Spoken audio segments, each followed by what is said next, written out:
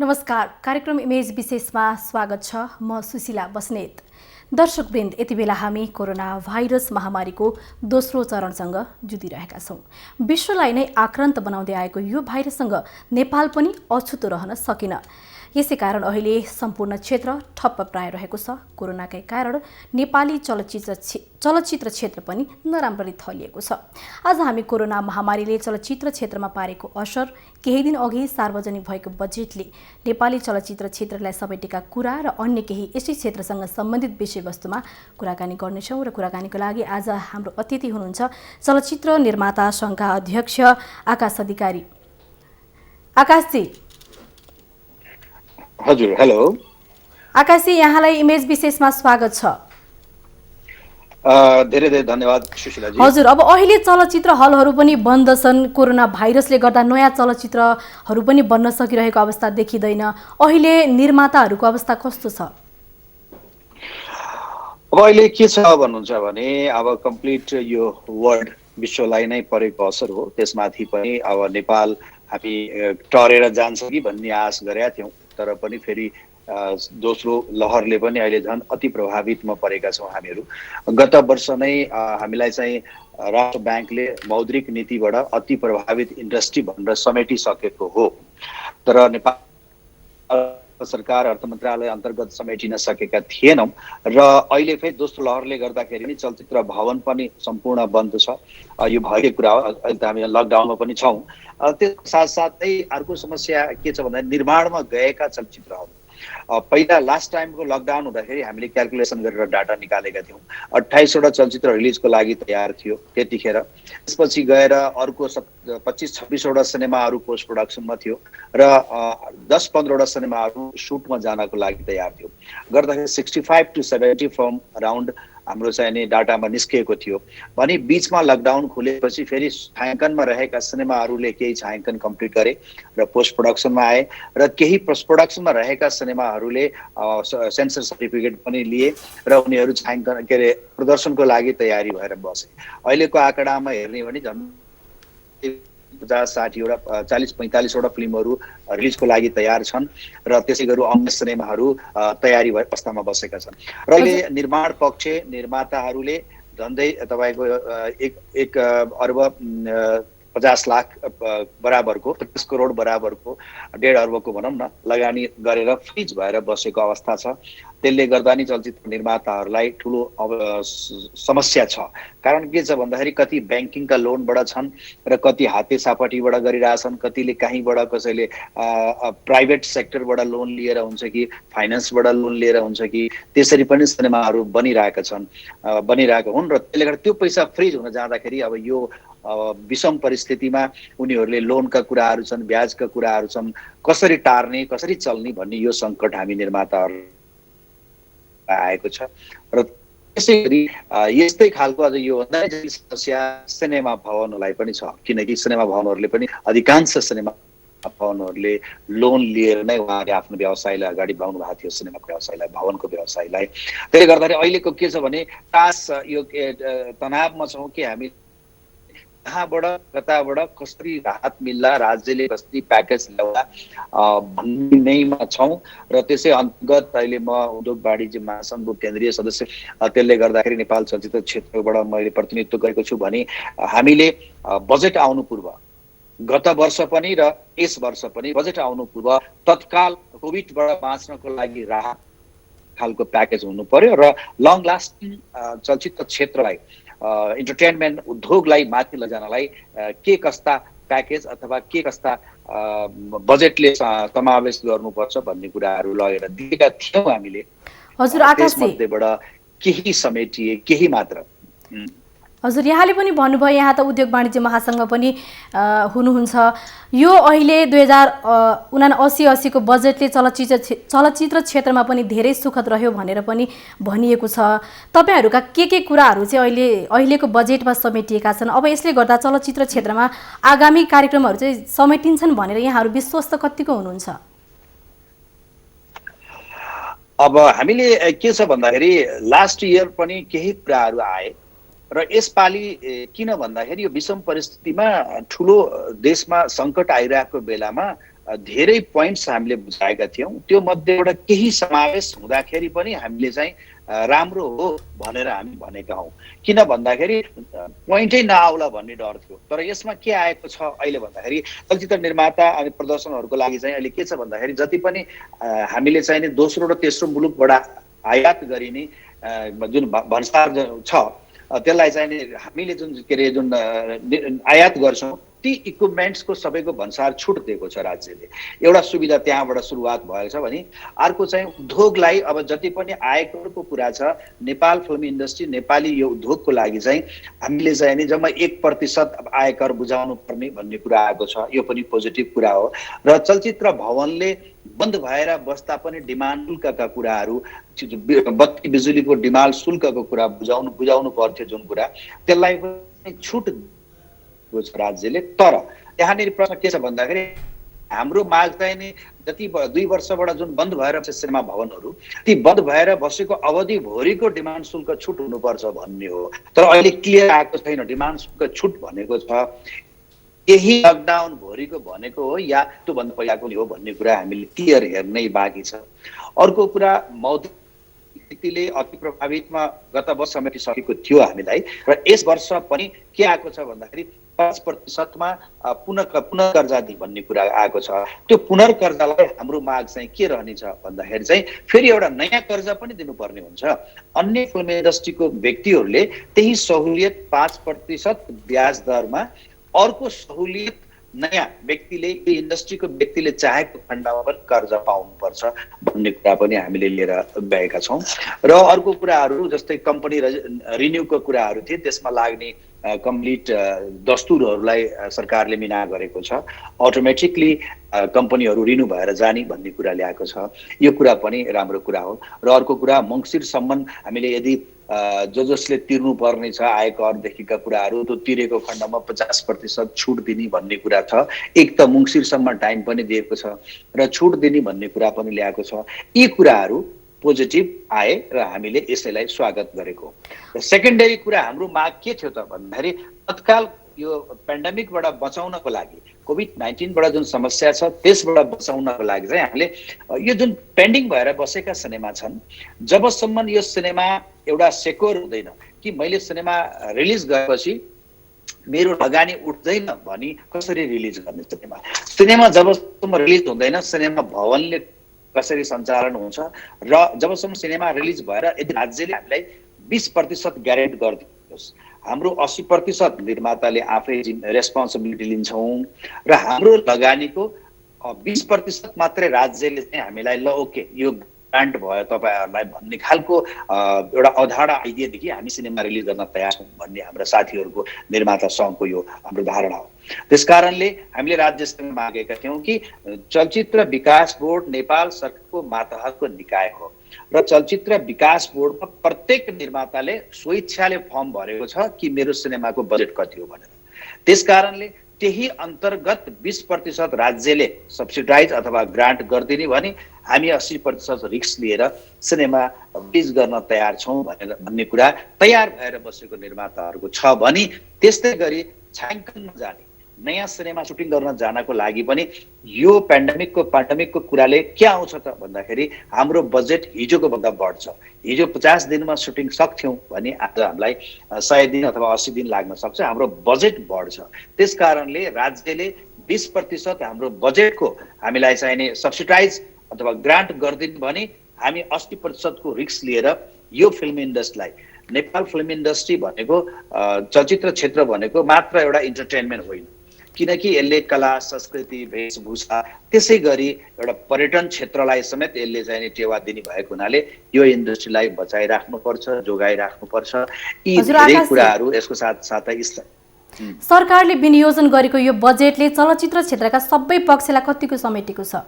जस्तै हामीले केही अगाडि पनि समाचारहरू पाएका थियौँ चलचित्र क्षेत्रमा काम गर्ने प्राविधिकहरू खान बस्न पनि नपाएर विभिन्न सङ्घ संस्था लगायत केही कलाकारहरूले सहयोग गर्नुभएको थियो। अब उहाँहरूको लागि चाहिँ निर्माता सङ्घले आजसम्म के कस्ता सहयोगका कार्यक्रमहरू गर्नुभएको छ तपाईँहरूले?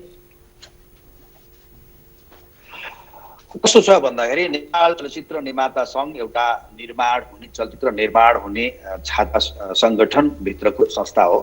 त्यसै गरी चलचित्र जब निर्माण हुन्छ, निर्माणसँग आबद्ध हुन्छन् कलाकार, प्राविधिक, निर्देशक, गीत सङ्गीत स्रष्टा, सर्जक सबै निर्मातासँग आबद्ध हुन्छ र निर्माताले निर्माण गरेको सिनेमा भवनमा गएर प्रदर्शन हुन्छ। त्यस कारणले चलचित्र निर्माता भनेको एउटा यस्तो चिज हो, एउटा वृक्ष हो, त्यसमा फल लाग्यो भने सबैले बाँडेर खाने हो। त्यस कारणले हामीले जहिले पनि नेपाल चलचित्र निर्माता सङ्घले र मैले कहीँ पनि कुरा लिएर जाँदाखेरि समग्रमा एजेन्डा लिएर गएको छु। त्यो कसरी भन्दाखेरि अहिले मैले कसैलाई चाहिँ अब घरमा रासन नहोला, रासन पानी नहोला, खानेकुरा नहोला, यो विषय बजेटमा लिएर जाने कुरा भन्दा पनि यो विषयले समग्र एउटा के मागेको छ भन्दाखेरि चलचित्र क्षेत्रका व्यक्तिहरूको लागि चलचित्र विकास बोर्ड मार्फत केही न केही सहुलियत त छँदैछ र तत्काल उनीहरूको लागि चाहिँ आर्थिकको सहयोग होस् भनेर पनि हामीले लगेका छौँ र पटक पटक चलचित्र विकास बोर्ड मार्फत समग्र चलचित्र क्षेत्रका सङ्घ संस्थाहरूको पनि यो आवाज छ र हामीले पनि चलचित्र विकास बोर्ड मार्फत तत्काल प्राविधिक र कलाकार साथीहरूलाई यो राहत पाउनु पर्यो भनेर हामी लगेका छौँ। र त्यसको साथसाथै अर्को के लगेका छौँ भन्दाखेरि कति कलाकार साथीहरू आज उनीहरूले आफ्नो जीवन कलाकारितामा बिताउनु भएको छ भने उहाँहरूले जुन ऋण लिनुभएको छ, लोन लिनुभएको छ, कर्जा लिनुभएको छ भने त्यो त पनि त उहाँहरूले त यही इन्डस्ट्री चलायमान भयो भने न कमाएर तिर्ने हो। त्यसकारणले अहिले सङ्कटमा हुनुहुन्छ। त्यो भएर कलाकार प्राविधिकहरूले लिएको लोनमा पनि या त मिना होस्, ब्याज मिना होस्, या हुँदैन भने त्यसलाई कम गरियोस्। जुन चाहिँ नि 12%, 16% जुन ब्याज तिरिरहेछन् त्यसलाई कम गरेर एटलिस्ट 5% इन्ट्रेस्टमा उनीहरूलाई लोन उपलब्ध होस् भन्ने कुरा यो सबै नेपाल चलचित्र निर्माता सङ्घले सम्बन्धित निकायमा पुर्याएको छ।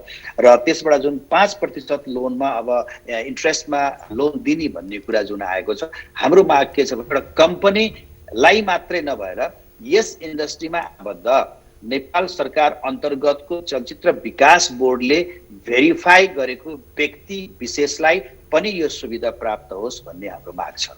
हजुर आकाशजी, अब चलचित्र निर्माताहरूकै कुरा गर्दाखेरि पनि चलचित्रको ठुलो निर्माताहरूले जो नयाँ पुस्ताका निर्माताहरू हुन्छ उहाँहरूलाई त्यति स्थान नदिने र यसमा चाहिँ हलवालाहरू पनि हाबी भएर स्टार कलाकार भएको चलचित्रलाई प्राथमिकता दिने, हिन्दी चलचित्रलाई प्राथमिकता दिने र जो नयाँ पुस्ताका निर्माताहरूलाई चलचित्र जुधाइदिने जस्ता चाहिँ नयाँ निर्माताहरूले गुनासो पनि गर्नुभएको छ। यसको बारेमा चाहिँ निर्माता सङ्घको अध्यक्ष भएको हैसियतले यहाँले के कस्ता कदमहरू उठाउनु भएको छ? अब यहाँ के छ भन्नुहुन्छ भने व्यापार व्यवसाय पनि आबद्ध छ। कला संस्कृति कल्चरको साथै फिल्म इन्डस्ट्री भन्ने बित्तिकै यसमा आर्थिक लगानी छ र आर्थिक लगानीका कुरा जोडिने बित्तिकै एउटा फ्रिडम, खुला मार्केट हो भन्ने कुरा यो चलचित्र निर्माताहरूले पनि बुझेका छौँ, हामीले कलाकारहरू र सिनेमा भवनले पनि बुझेको छ, एउटा खुला मार्केट हो भनेर। तर पनि हामी के भन्छौँ भने कुनै पनि सिनेमा निर्माण भएर हुँदाहुँदै त्यसमा नयाँ कलाकार नै हुन सक्छ। राम्रो कथा विषयवस्तु लिएर बनेको सिनेमा कुनले दर्शकलाई एउटा चाहिँ नि इम्प्रेस गर्न सक्छ, कसले दर्शक तान्न सक्छ, कसले दर्शक तान्न सक्दैन भन्ने कुरा चाहिँ सिनेमाको कुनै भरोसा हुँदैन।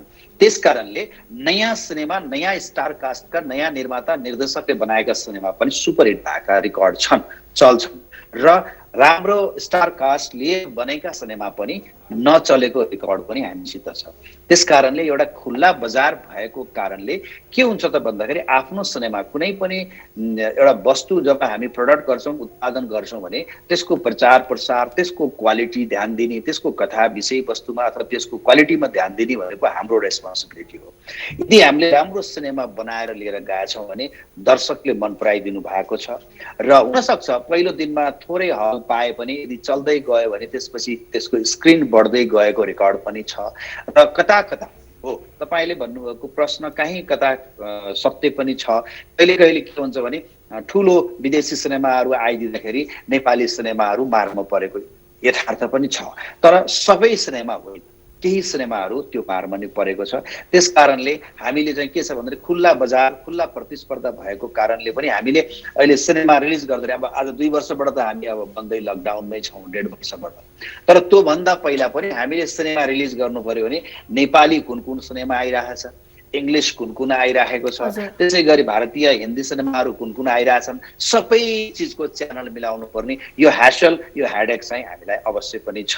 र अबको दिनमा मेरो निर्माता सङ्घको भनाइ के छ भने अबको दिनमा सिनेमा भवन मात्र नभएर डिजिटल प्लेटफर्मबाट पनि हामीले सिनेमा रिलिज गर्नुपर्छ। किन भन्दाखेरि यस्ता किसिमका पेन्डेमिक फेरि आयो भने फेरि नआउनु भन्न सकिन्न। 2015 को त्यति ठुलो भूकम्पले हजुर आकाशजी, हामीले डिजिटल प्लेटफर्ममा पनि अब अन्तर्राष्ट्रिय बजारसँग प्रतिस्पर्धा गर्न सकिरहेका छैनौँ। आगामी योजनाहरू चाहिँ के छन्?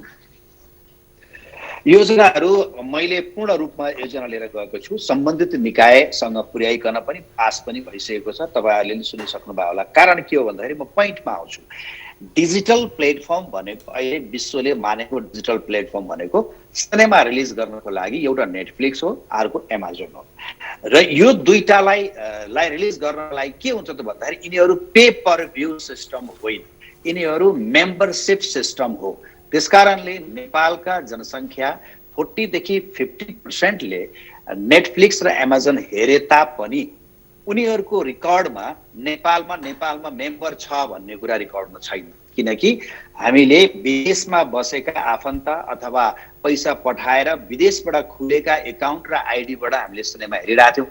त्यस कारणले नेपाल चलचित्र निर्माता सङ्घ र म स्वयं अध्यक्षले मैले पटक पटक पत्रचार अथवा इमेलबाट मार्फत हामीले जानकारी लिँदाखेरि नेपाली सिनेमा किन दिनु पर्यो भन्दाखेरि उहाँहरूको जवाब के थियो भन्दाखेरि तपाईँको देशमा कोही पनि मेम्बर छैन, मेम्बर नभएका कारणले हामीले त्यो सिनेमा किन्नुपर्छ भन्ने आवश्यकता अथवा त्यहाँलाई जरुरी होला जस्तो ठानेनौँ भन्ने खालको सिम्पल मेलहरू पठाए। र यो किन भयो भनेर मैले यसलाई रिसर्च गर्दाखेरि विदेशमा किनिएको आइडी र विदेशमा पैसा तिरेर लिएको पासवर्ड र आइडीको कारणले नेपालमा बसेर हेर्दाखेरि पनि आइपी एड्रेस ट्र्याक गर्यो भने नेपालबाट हेरेको देखिन्छ, तर विदेशीले नेपालमा बसेको देखिन्छ। कहिले कोही अस्ट्रेलियाले होला, कोही अमेरिका, युके, युरोपबाटको मान्छेले हेरेको देखिन्छ। हजुर। त्यस कारणले अब के हो त भन्दाखेरि नेपालमा बसेर नेपालबाट आइडी किन्न सक्नु पर्यो, पासवर्ड लिन सक्नु पर्यो। त्यो के हो त भनेर भन्दाखेरि चाहिँ डलर भिसा कार्ड सिस्टम। मैले गत वर्ष साउन 1 गते गएर राष्ट्र ब्याङ्कमा गभर्नर साहब महाप्रसाद अधिकारी गभर्नर साहबलाई भेटेर चलचित्र क्षेत्रका मेरो साथीहरूलाई पनि लिएर गएर संयुक्त रूपमा भेट्दाखेरि उहाँले अहिले 500 सम्मको प्रत्येक नागरिकलाई भिसा कार्ड उपलब्ध गराइदिनु भएको छ। यो नेपाल चलचित्र निर्माता सङ्घको लिखित माग थियो। हाम्रो माग 2000 सम्मको थियो। एउटा यो सिस्टमको मात्रै नभएर अन्य विदेशी नेटफ्लिक्स र एमाजोन मात्रै नभएर नेपालमा बसेका नेपाली साथीहरूले पनि विदेशबाट स्पेस अथवा विदेशको सर्भर किनेर पनि नेटफ्लिक्स जस्तै नेपालबाट पनि यस्ता खालका प्लेटफर्म चलाउन सक्छन्। उनलाई पनि पे गर्नको लागि third party system visa card भइदियो भने एकदमै इजी। थर्ड पार्टीलाई युज गर्नुभन्दा पनि भिजा कार्ड भइदियो भने सिधै डाइरेक्ट तपाईँले आफूले पे गरेर आफ्नो एकाउन्ट सिस्टम बनाउन सक्ने भएको नाताले अब हाम्रो मेम्बर देखिन्छ विश्वभरिका च्यानलहरूमा पनि। नेपालमा पनि मेरो यति मेम्बर छ भनेपछि नेपाली सिनेमा किन्छन् भन्ने हाम्रो उद्देश्य लिएर हामीले अब भनाइ के छ भन्दाखेरि अब हामीले क्वान्टिटी भन्दा नि क्वालिटीलाई ध्यान दिनुपर्छ। फेरि भोलि मेम्बर छ भन्दैमा जस्तो पाए त्यस्तो सिनेमा इन्टरनेसनल ओटिटी प्लेटफर्महरूले किन्दैन। त्यस कारणले हामी बरु सीमितमा थोरै फिल्म बनाऊँ, क्वालिटीका फिल्म बनाऊँ। हाम्रो पहिलो प्रायोरिटी सिनेमा भवन हो, त्यसपछिको अप्सन भनेको हामीले ओटिटी प्लेटफर्म पनि दिन सक्छौँ र हामीले विश्वभरि सिनेमालाई अन्तर्राष्ट्रियकरण गर्न सक्छौँ भन्ने मेरो विचार हो, सोचाइ हो। र यही अनुरूप राष्ट्र ब्याङ्कले पनि प्रत्येक नागरिकलाई 500 सम्मको भिजा कार्ड दिइसक्नु भएको छ। यसले हाम्रो बिजनेसलाई, हाम्रो डिजिटल बिजनेसलाई, नेपाली सिनेमालाई अन्तर्राष्ट्रिय स्तरमा लैजानको लागि सपोर्ट गर्छ भन्ने हामीले आश लिएका छौँ। हजुर आकाशजी, अब यो चलचित्र क्षेत्रको व्यापारको मुख्य मानक भनेको बक्स अफिस हो। अब बक्स अफिस पनि लागू गर्ने भनेको धेरै भइसक्यो, कार्यान्वयन भएको छैन। लकडाउन अगाडि पनि यो कार्यान्वयन गर्ने भनेर धेरै कुराहरू सुनिएको थियो। अब अहिले त यो कोरोना महामारी सकिए पछाडि यो कार्यान्वयन हुने सम्भावना कतिको छ, जसले गर्दा निर्माताहरूले धेरै घाटा बेहोर्नु परिरहेको छ? कुरा के छ भन्दाखेरि बक्स अफिसको पनि एउटा हुन्छ नि क्रिएटर नभनौँ, एउटा चाहिँ सोच 2062 सालबाट मैले यो सोच राखेको हो, नेपालमा बक्स अफिस चाहिन्छ। हामीले पनि राज्यलाई ट्याक्स पनि दिनुपर्छ, हामी ट्रान्सपेरेन्सी हुनुपर्छ, एक आपसमा हामी ट्रान्सपेरेन्सी भएर हिँड्नुपर्छ। यो युगमा हामीले कुनै पनि सफ्टवेयरलाई नकार्न सक्दैनौँ, कुनै सिस्टमलाई, प्रविधिलाई पछाडि पारेर अगाडि कदापि जान सक्दैनौँ। त्यसकारण बक्स अफिस चाहिन्छ भनेर 2065 सालबाट मैले यो आवाज उठाएको हुँ। र सँगसँगै निर्माता साथीहरू, सिनेमा वितरक साथीहरू र प्रदर्शक साथीहरू सबैले यसलाई आत्मसात गरिदिएर 2075 सालमा बक्स अफिस सम्पूर्ण देशभरिका सिनेमा भवनमा 75 र 76 भित्रमा लागिसकेको छ। बक्स अफिस लागेको छ, तर कहाँनिर के समस्या छ भन्दाखेरि बक्स अफिसले दिने रिपोर्ट र डिस्ट्रिब्युटरले दिने रिपोर्टमा फरक आइरहेको छ। त्यसकारणले हाम्रो भनाइ के हो भने अब नेपाल सरकार सूचना तथा सञ्चार प्रविधि मन्त्रालय अन्तर्गतको चलचित्र विकास बोर्डले बक्स अफिस लगाइसक्यो। सिनेमा भवनका सम्पूर्ण साथीहरूले आफ्नो अधिकार दिइसक्नुभयो, बक्स अफिस राख्न पनि सक्यो, निर्माताहरूले पनि दिइसक्यो। अर्थ मन्त्रालय अन्तर्गतको राजस्व विभागको एकजना सदस्य पनि त्यसमा हुन्छ, त्यस्तै गरी चलचित्र विकास बोर्डको पनि हुन्छ। उहाँहरू सबैले पनि बक्स अफिसलाई लाइभ हेर्न पाउनुहुन्छ। भनेपछि त्यहाँ मैले 100 रुपियाँ कमाएँ भने पनि त्यसमा मैले ट्याक्स कति तिर्ने, मैले कति पाउने, सिनेमा भवनले कति पाउने अथवा निर्माताले कति पाउने भन्ने कुरा सरलकै छुट्टिन्छ। भने यस्तो कुरालाई अहिले बक्स अफिस लाग्यो, देशका सम्पूर्ण सिनेमा भवनमा लाग्यो, तर इफेक्टिभ तरिकाले लागेको छैन।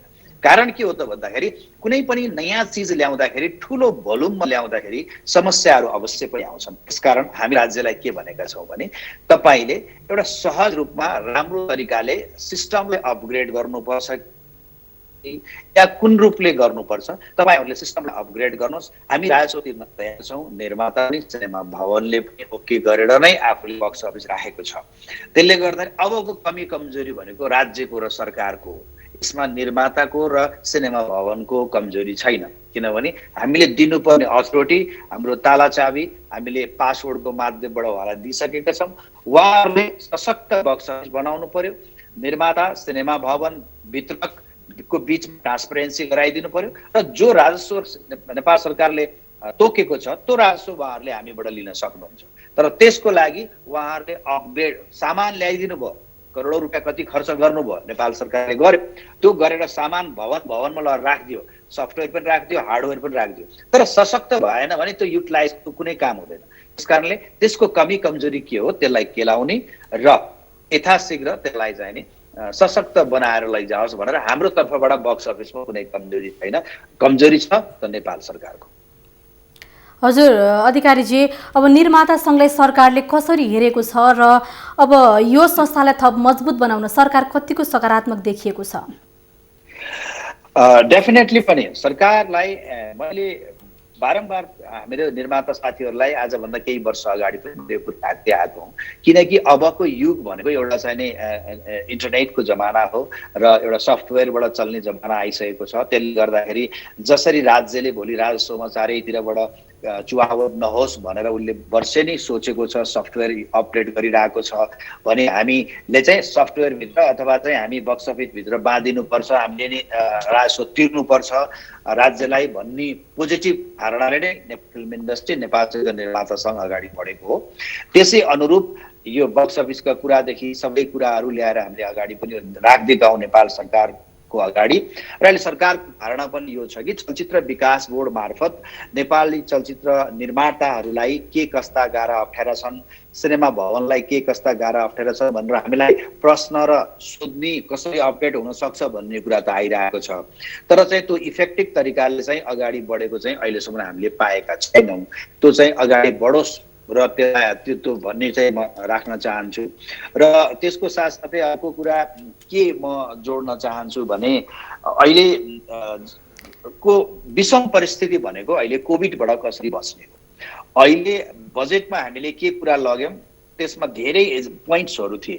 त्यो पोइन्ट्सहरूमा पनि हामीले अरू अन्य कुरालाई भोलि फ्युचरमा गर्ने कुराहरू धेरै छन्। जस्तै हामीले अहिले भनेको के हो भन्दाखेरि हामी चलचित्र उद्योग पहिला सेवामूलक उद्योग थियो। 3 वर्षबाट निर्माता सङ्घको अथक प्रयासको कारण गत वर्ष भनौँ अथवा 2077 साल फागुन 28 गते सम्माननीय राष्ट्रपतिज्यूबाट मोहर लागेर आइसकेको छ। नेपाल चलचित्र उद्योग पनि राष्ट्रिय मान्यता प्राप्त उद्योग हो भनेर। त्यो के हो भन्दाखेरि कृषि सरह हो, त्यो के हो भन्दाखेरि टुरिज्म सरह हो। त्यसकारणले नेपालमा उत्पादन चिजलाई चाहिँ यसरी राष्ट्रिय मान्यता प्राप्त उद्योगभित्र चलचित्र निर्माण परेको छ। तर त्यहाँ छुट्न गएको छ प्रदर्शन, किनकि निर्माण मात्रै भएर प्रदर्शनको ठाउँ पाएन भने निर्माणले कुनै औचित्य रहँदैन। जसरी निर्माण हुन्छ त्यसरी नै प्रदर्शन भनेको सिनेमा भवनहरूलाई पनि त्यही किसिमको फेसिलिटी राज्यले दियो भने बल्ल दुवै पक्षबाट ट्याक्स तिर्ने कुरा हो नि। जब यो क्षेत्र यो इन्डस्ट्री माथि जान्छ भने हामी ट्याक्स तिर्न तयार छौँ त हामी भनिरहेछौँ, बक्स अफिस लगाइदिइसकेका छौँ। त्यस कारणले राज्यसँग हाम्रो भनाइको भने अब पनि गइसकेका छौँ र हाम्रो हजुर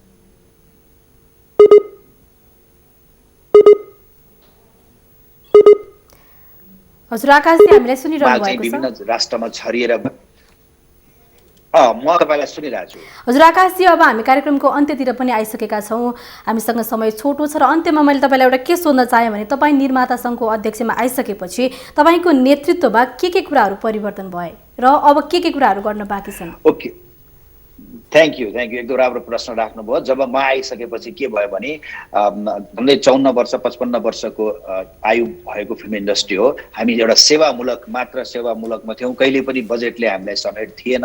अनि अहिले म आइसकेपछि राष्ट्रिय मान्यता प्राप्त उद्योगमा राख्न सफल भएको छु।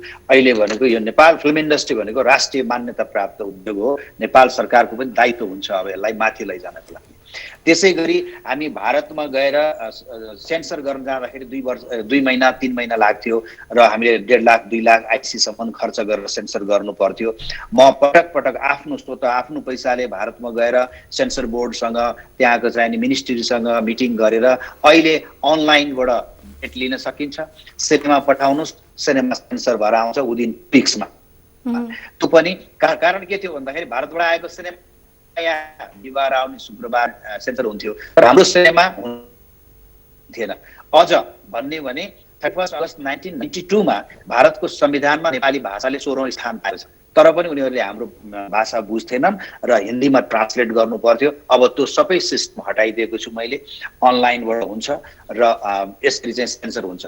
र अर्को कुरा, सिनेमाको यत्रो करोड 2 करोड 4 करोडसम्म सिनेमामा लाग्छ, हाम्रो इन्सुरेन्स सिस्टम थिएन। अहिले हामीले प्रोजेक्ट इन्सुरेन्स पटक म र लुम्बिनी इन्सुरेन्सका साथीहरू गएर हामीले रिसर्च गरेर भारतले कसरी बलिउडले कहाँबाट लिएको छ इन्सुरेन्स भनेपछि युके को ब्याकअप लिएको थियो। युके सम्म साथीहरू हामीहरू पुगेर त्यहाँबाट चाहिँ नि के चिज गर्दा ठिक हुन्छ भनेर अहिले नेपाल फिल्म इन्डस्ट्रीले बन्न लागेको सिनेमालाई प्रोजेक्ट इन्सुरेन्स छ अहिले। हजुर आकाशजी, यहाँलाई निर्धक्क भएर सेवा निर्माण गर्न सक्छौँ। यी धेरै कुराहरूमा परिवर्तन आएको छ म नेपाल फिल्म इन्डस्ट्रीको निर्माता सङ्घको अध्यक्ष भएर आएपछि। हजुर आकाशजी, यहाँलाई यो समय अनि संवादको लागि धेरै धेरै धन्यवाद। उहाँ हुनुहुन्थ्यो चलचित्र निर्माता सङ्घका अध्यक्ष आकाश अधिकारी। आजको कार्यक्रममा हामीले कोरोनाले चलचित्र क्षेत्रमा पारेको असर, चलचित्र कर्मीका समस्या र सरकारले भर्खरै ल्याएको बजेट 2079-80 को बजेटले चलचित्र क्षेत्रमा के कस्ता कार्यान्वयन हुन्छन् लगायतका विषयमा कुराकानी गऱ्यौँ। आजको लागि इमेज विशेषको निर्धारित समय सकिएको छ। इमेज च्यानल हेर्दै रहनुहोला। नमस्ते।